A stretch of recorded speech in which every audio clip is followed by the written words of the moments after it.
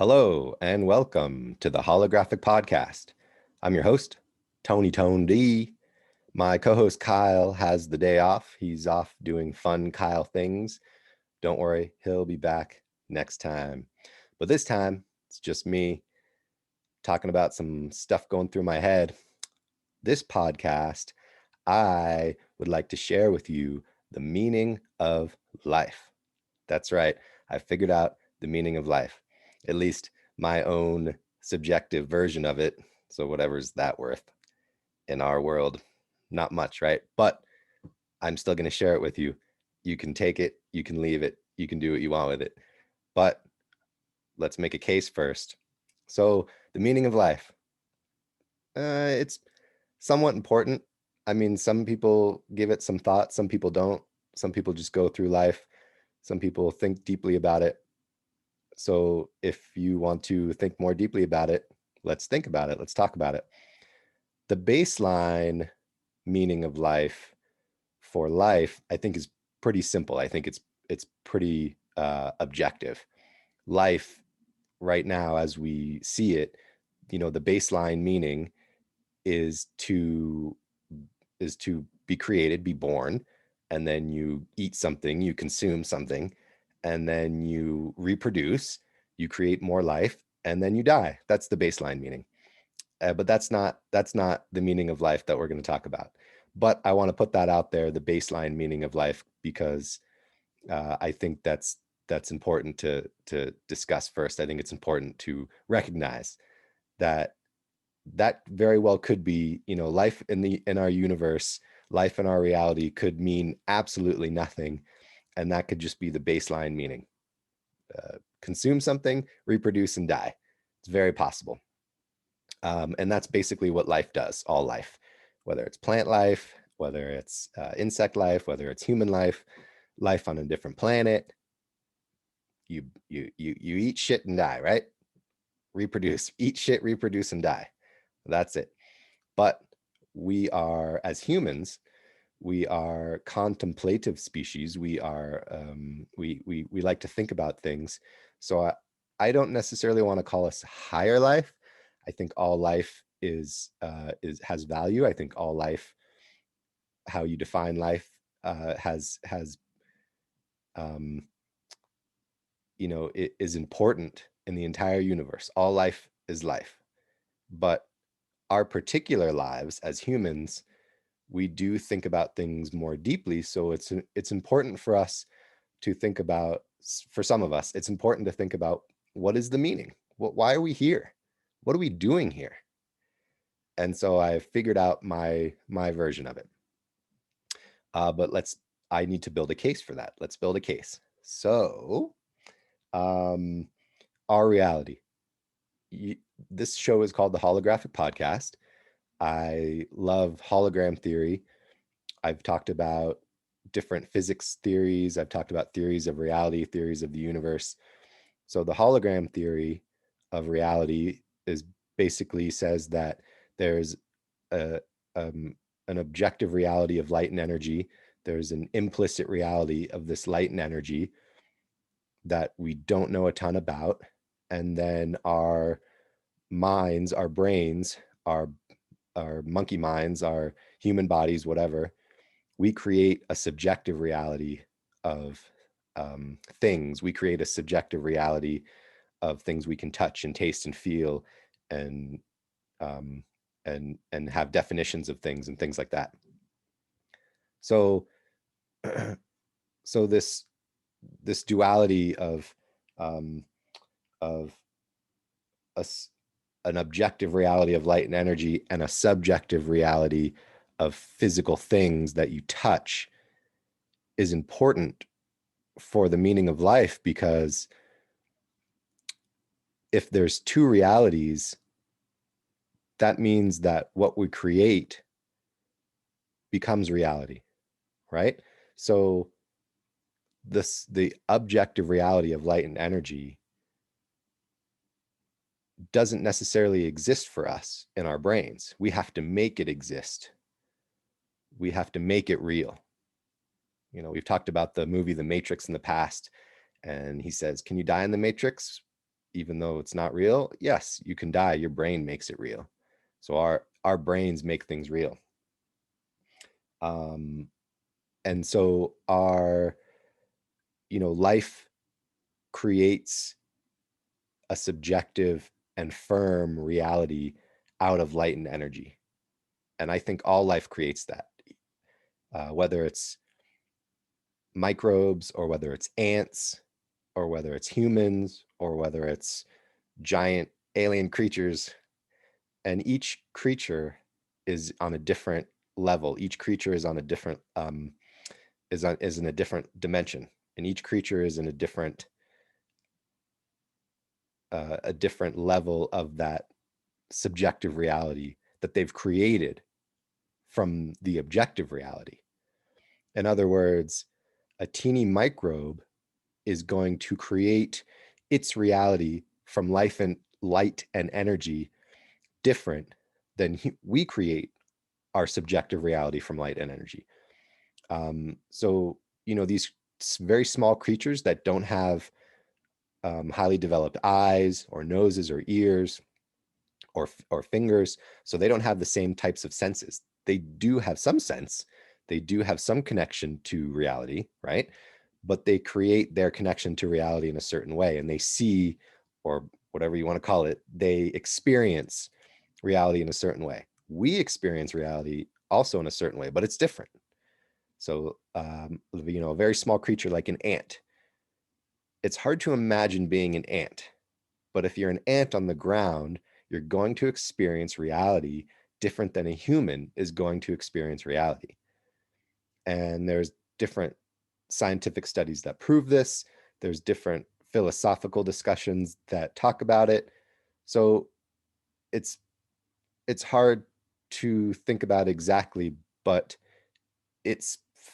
I'm fairly certain that smaller creatures and bigger creatures experience reality differently. So we create our reality. So that ant is taking light and energy from the implicit world, the implicit universe, and creating its reality and negotiating through it and living and doing its thing. And as humans, we take this information of light and energy from the objective world, from the implicit world, and we create things, and we create reality, and we create, our emotional attachment to things, and we create our connections to people, and we create buildings, and we create weapons, and we create love, and we create all this stuff. And then we experience life and we do it. And it's hard to say whether those things are real or are they just light and energy manifesting in a certain way. That's a difficult philosophical discussion, and it has yet to be proven by science. Science can't say for certain exactly what our universe is. We have a pretty good idea, and there's a lot of theories and there's a lot of information, but we really don't know a lot about the universe. We only know a very small piece of the pie. So we do our best to negotiate through the universe using the information that we have, but we create things around us. We create meaning around us, right? And one of the ways we create meaning is through language. So language is a way to create reality. Without language, our reality would be much different. And there's been studies about different animals having some sort of language. And there's certainly some sort of lower life or smaller life, microbial life possibly, that doesn't have any language. So their experiences through the universe are different. And a species, say like dolphins that obviously have some sort of, they do these squeaks and clicks and things, and they are communicating, but their language is much different.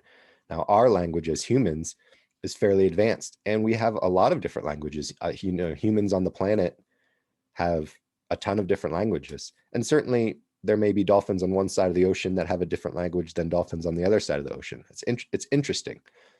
And so this language creates our reality. There's different words for things and different types of ways of looking at things. So in the English language, we look at things a certain way, and in a different language, they look at things a different way. And that's how language creates that. And each word has a meaning. And so if you speak English and I'm sitting here speaking English,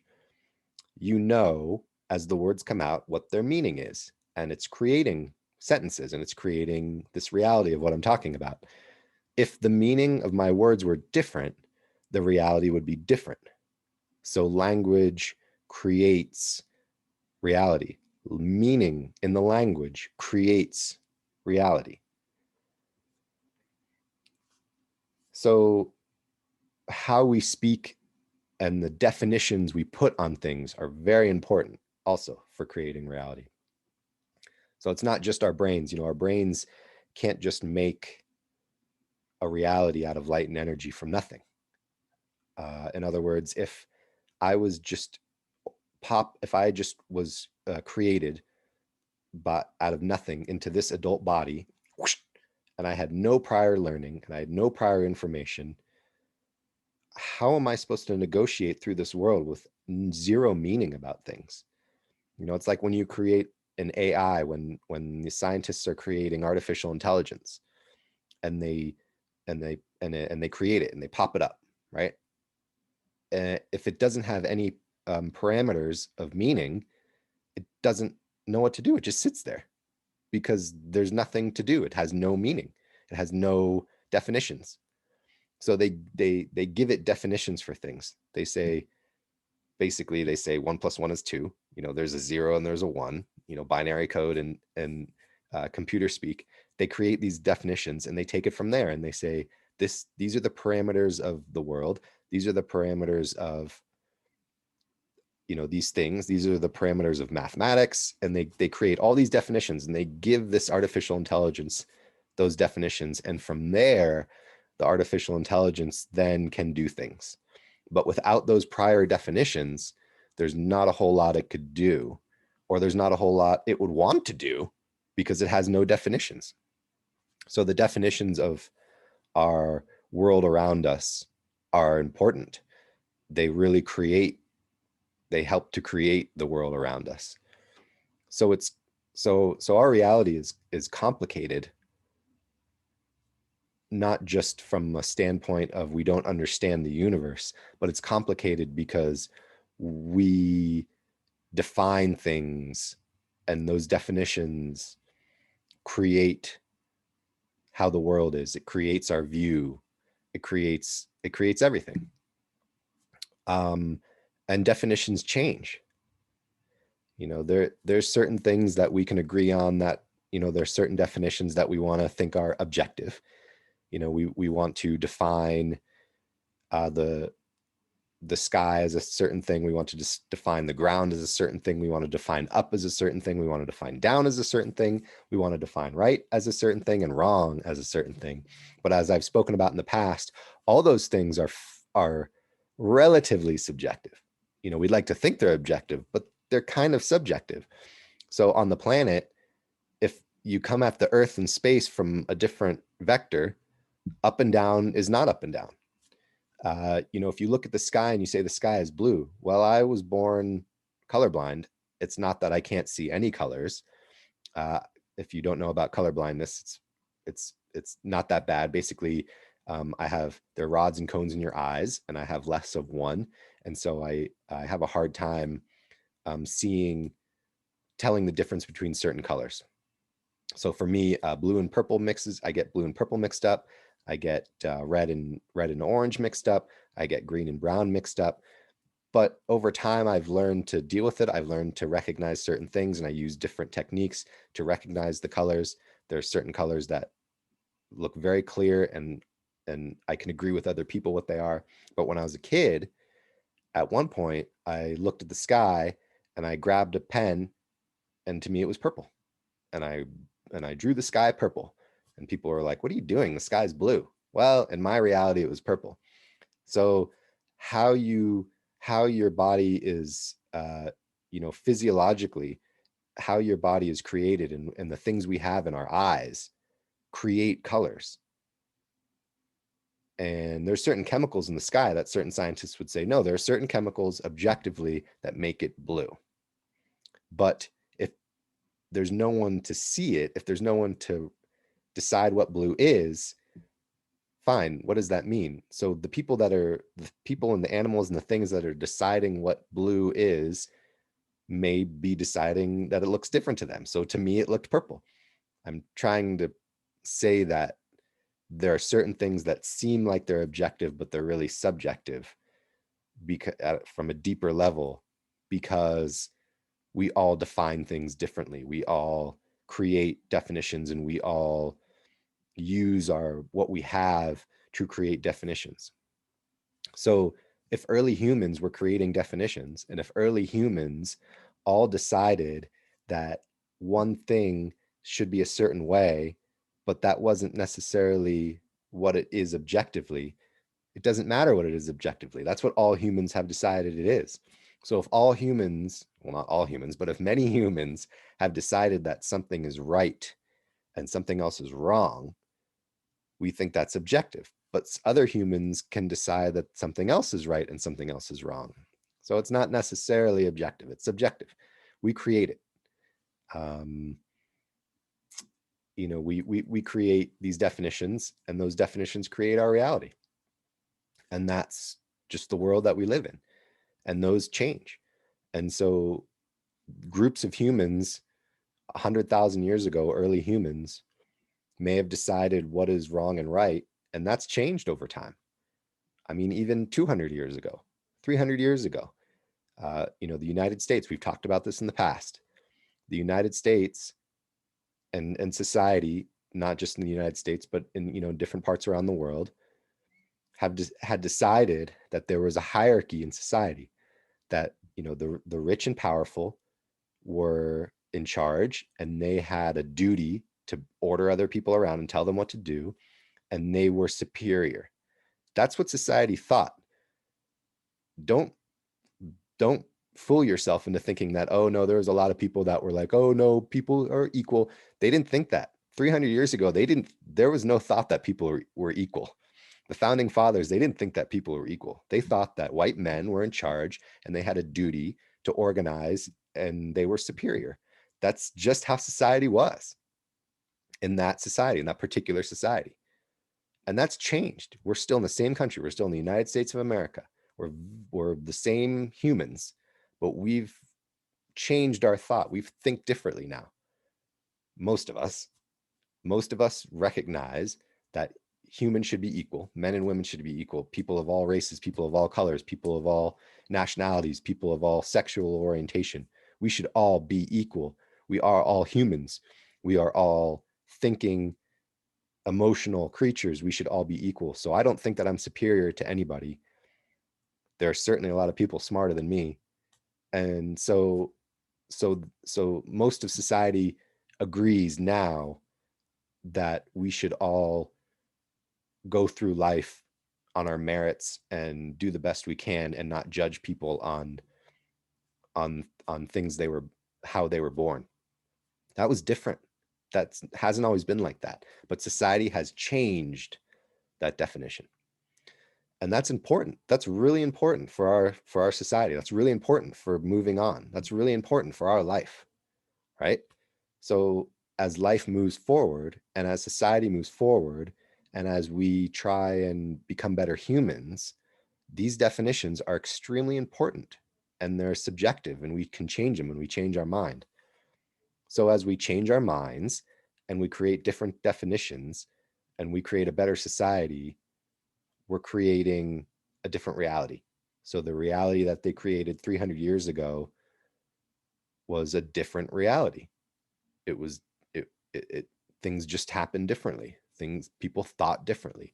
And so now we create a different reality. We're thinking differently. And that means we're creating a different reality.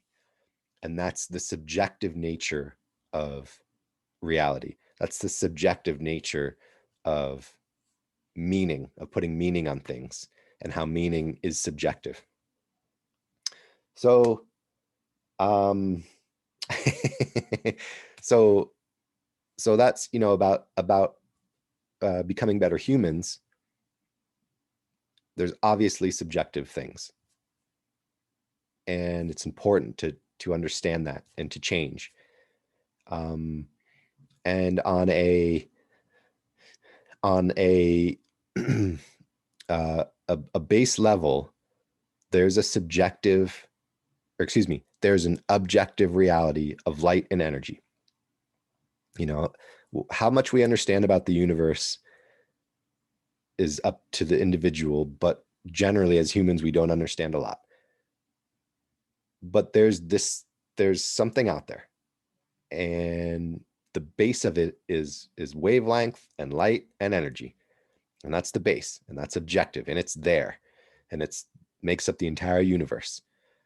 I'm not saying what it is exactly. I'm not saying what it does exactly. All I'm saying is that it's obvious to me, and it's agreed upon by life, that there's this objective reality of light and wavelength and energy.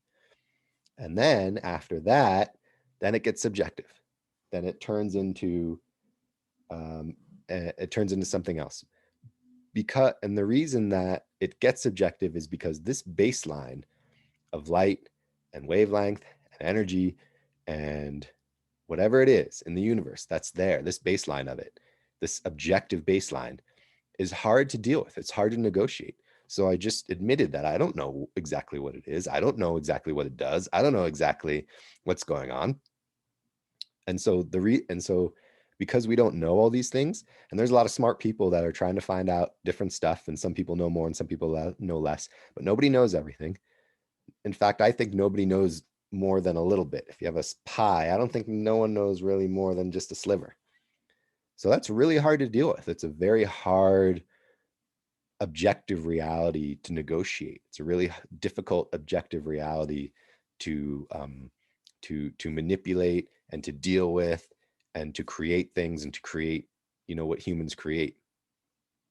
So because it's difficult, we create our subjective reality, because that baseline of light and wavelength and energy is, will drive you insane.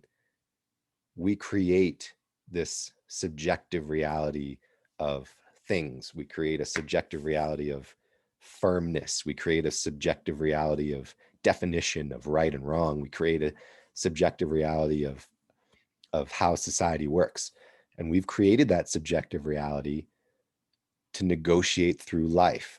We've created that subjective reality to get through it and not be driven insane. And we've created that subjective reality to not just sit down and say, I have no clue how to deal with this, and I'm just going to sit here and die.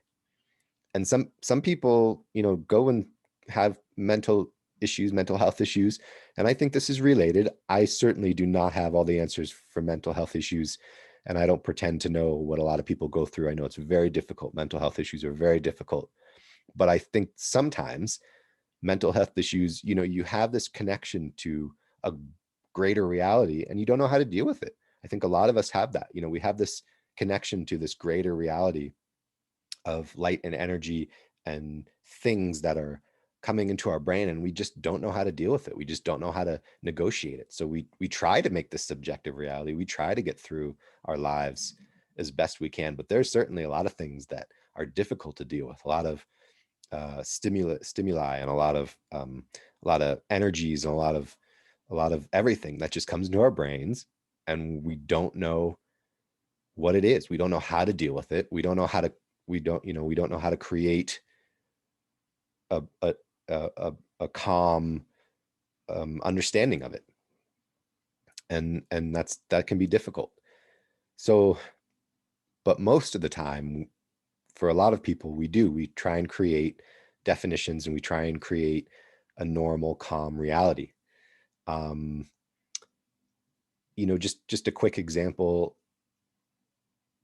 If there are let's just say there are different energies, possibly from other dimensions. Some people might say extraterrestrials. Some people might say souls from different lives. I don't know. But if those energies are coming at you and you're sensing them, and our culture and our society doesn't know how to define them, that can make you insane, or that can make you think strange things. And so we define them. So let's say some weird energy is coming in from a different dimension, or coming in from somewhere from this universe of light and energy, that there's just an infinite universe of light and energy. And this energy is, and you're sensing something. How you define that creates your reality. Someone might define it as an alien. Someone might define it as a soul, a ghost. Someone might define it as a creature from a different dimension. Someone might define it as a past life, maybe a loved one who's passed on. Someone might define it as just bad energy or good energy. So my point is that the definitions we create and the meaning that we put on things creates this reality, but we don't really know what it is. And there are people who will say, I know exactly what it is. It's God, or it's a soul, or it's a ghost, or it's an alien. But you really don't know. Nobody really knows what those things are. And so sometimes you can have an open mind and be open to this energy, and sometimes it can drive you nuts, and the energy is difficult to deal with. You know, the energy gives you anxiety, and the energy makes you think different things. And so that's an example of how how difficult energies from the universe can come in, and then we can define it as something different, or something we want or don't want. And this creates our reality. And we put them, and we put meaning on things, and we put meaning on what a soul is, or what God is, or what an alien is, or what a ghost is. We put meanings on things, and those meanings then allow us to either be upset or not upset. So if we have a meaning that a ghost is going to hurt us and it's scary, that energy is going to be scary. This energy is coming into my brain and it's giving me anxiety and I'm scared. Now, me personally, I don't define certain energies like that as a ghost and it's scary. I personally define certain energies that come into me as connections to different dimensions, with no fear of it, unless it makes me really feel bad. But most of the time, it doesn't make me feel horrible. It just makes me feel different. So because of those definitions, when I'm experiencing energies that are strong from different places, and I'm putting a different meaning that isn't fearful or doesn't have this religious connotation to it, it's not as anxiety invoking to me. And so that's just my own reality. So I'm creating my own reality. And that sort of meaning of things is so important to our reality. The meaning you put on something creates your reality. Simple as that. So this is kind of a long-winded explanation of how our reality is created by meaning and definition, and how we create our own reality to get to the meaning of life, right? I haven't forgot. This is what we're talking about, the meaning of life, but I'm building a case of what the meaning of life is. And so I've built up this idea that we create our reality. I've built up this idea that the meaning we put on things creates our reality. I've built up the idea that the definitions we put on words and the definitions we put on things around us create our reality. And that gets me to the meaning of life, the meaning of our lives. So in my opinion, the meaning of life is to create meaning. That was it. Simple. Let me say it again. The meaning of life is to create meaning. That's it. Hopefully that wasn't a letdown. It seems simple, but it's not simple. It's complicated, and it creates a reality. So if the meaning of life, so like, when you're young, they can say, oh, the meaning of life, you need to be happy. And then you get a little older and you're like, well, I'm happy, but I don't know what to do. And they go, well, you need to be fulfilled. You need to get, do something that fulfills you. And then you get a little older and you're like, I did some stuff that fulfilled me, but I don't have anything. And they're like, you need to get stuff. You need to acquire things. And so in our society, it's like you go from happiness to fulfillment to acquiring things. And this is a lot of people think is the meaning of life, but it's not. That's just the way things go for some people. And some people don't have that at all. Some people don't find much happiness or much fulfillment or acquire many things. And you can acquire things and be horribly sad. And you can be fulfilled and be horribly sad. There's all these different things that happen. And that's an individual journey. Our individual journeys are completely different with fulfillment and with happiness and sadness and acquiring things and not having anything and living out in the woods or living in a mansion. All those extremes and all those ups and downs and all those different emotions are individual journeys. But those individual journeys mean nothing without the meaning. They mean nothing without the definitions. They mean nothing without meaning something. And so that's my point. That's what I'm saying, is that the meaning of our lives is to create some sort of meaning. The meaning of our lives is to create a meaning of it. And that's different for everybody. And that's, there's again, baselines that I've talked about, certain objective things in our society and culture that we can agree on. But without those basic definitions, without those agreements on basic definitions, without those meanings that you put on things, nothing means, or things mean nothing. Whatever you acquire means nothing. Whatever you've done means nothing. Your happiness and sadness means nothing. If you haven't defined what happy and sad is, it means nothing. And how you define what happy and sad is makes you be happy and sad differently. So again, if there is an external stimulus in my life and my definition of happy and sad is different from someone else's, that creation of meaning is going to make my life different. In other words, I might look at, certain people look at life differently. I might look at life like, things could be worse. I'm happy for what I have. I don't need a bunch of stuff that other people have to make me happy. I enjoy life for what it is. I'm just using this as an example. Blah, blah, blah. So external stimulus comes in and another person might say, wow, this is horrible and I feel sad. And I might say, this is not horrible. I'm still happy. So how you define things and how the meaning that you put on things creates your emotional well-being in that particular instance. So as you move through life, the meaning of it is simply to create meaning, how that is for you. And I'm not going to tell everybody, we've done stuff in the past where we're like, oh, it's important to look on the brighter side of things and, kind of, enjoy life for what it is. And I've said that, and that's up to the individual.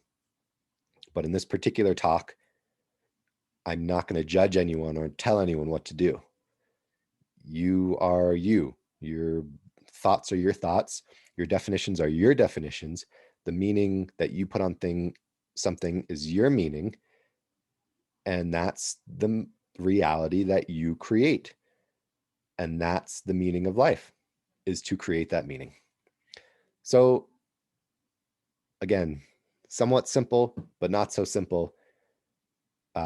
If there was no meaning, if there was no creation of meaning, we have nothing. There is nothing. There's no point in this life. If there's no thought for a creation of meaning or a thought to what things mean, it's just be born, eat, reproduce, die. And that's the baseline, right? But as thinking creatures, we want to move beyond this baseline. We want to have some sort of meaning to our lives. And that is to create meaning. The creation of meaning makes us thinking, makes us thinking creatures, makes us contemplative creatures, makes us, a certain species that can connect with the universe on a higher level or a different level, or go to different realities or different dimensions. And the only way we're going to do that is to create different meanings, and to keep thinking, and to keep creating, to keep changing our definitions and learning. As we learn and we create different definitions, we create different meaning, and then our lives can improve. Our human species can keep going, and our societies can improve. And that's, a theme in this show is how to move forward as society, and how to be a better society and be better to each other. And that's the way to do it, is to create different meanings and to learn and to change. And as we create different realities and create different meanings, we create a better life, and we create, it's up to us to decide what is better and what is worse. And that's our meaning. That's the meaning of life, is to create meaning. Boom. There it is right there. So that's it. That's the meaning of life, to create meaning. And think about it yourself. Think about meanings and definitions that you create yourself. Possibly you might change your mind about something. I like to change my mind all the time. And I think that's important, to change your mind, to create different meanings, to move forward. And now we get to the point of the show, 80s movies, wisdom. Here on the Holographic podcast, we love 80s movies, and we love to talk about 80s movies and the wisdom that they can impart on us. So this kind of goes with the theme of today's show. This is kind of an out there show. This is some stuff that's been rolling around in my brain. I like to think, before we get to these movies' wisdom, let me just say, I like to think, I like to sit and think. I like my own thoughts. I like to not have any sort of thing around me except for like nature or whatever. So like I won't have any media. I won't have any phone or TV. I'll just think. And it's up to you if you like that or not. Some people don't like that. They think they're bored. There's nothing to do. In my opinion, sometimes when there's nothing to do, that's important. That's to think. So when I was thinking, the meaning of life just popped up, to create meaning. And I thought about it, and here it is. And I've talked to a few people about it, and they're like, you're a strange fellow. You're a weird fellow. Guilty as charged. So let's go back to 80s movies wisdom. 80s movies wisdom. The movie Stand By Me. Fantastic 80s movie. Stand By Me. There's some cool fun parts, but it's a very serious movie based on a Stephen King novel. Some really serious shit. Stand By Me, some heavy stuff. And these kids basically go looking for a dead body, and they talk about things, and they get down to nitty gritty. So Stand By Me, awesome 80s movie. So there's a quote in the movie, the main character, Gordy, he's talking to his best friend, played by River Phoenix, I believe. River Phoenix passed away. This guy, main character, Gordy's played by, what's his name? Can't remember the guy's name, but he's in Star Trek Next Generation. I love this dude. So anyway, they're talking, and Gordy asks him, he says, "Do you think I'm weird?" And his friend says, "Definitely." And he goes, "No, man, seriously, am I weird?" And his friend says, "Yeah, but so what? Everybody's weird." And that's it. It's the quote. The wisdom is, everybody's weird, especially people that think about things. So the main character, he in the movie, he's an author, and he writes, and he ends up writing about things and being contemplative. So as a thinking, contemplative human, we're all kind of weird, and that's okay. And some people might not get that, and some people might look down upon you, and that means absolutely nothing to me, because it's so important to me to be weird. It's so important to me to think about things. It's such a crazy universe, such a crazy life, and there's so much meaning that we can change and put on things that, yeah, I'm weird, and I wouldn't have it any other way. I love it. I'm weird and I need to be weird and I'm going to stay weird. So that's it. That's the show. Not as long as some other shows, but I got my point out, said what I was going to say. Thank you so much for listening. Thank you so much for watching. Thanks for giving it a thought. Thanks for thinking and keep on thinking, keep on being weird.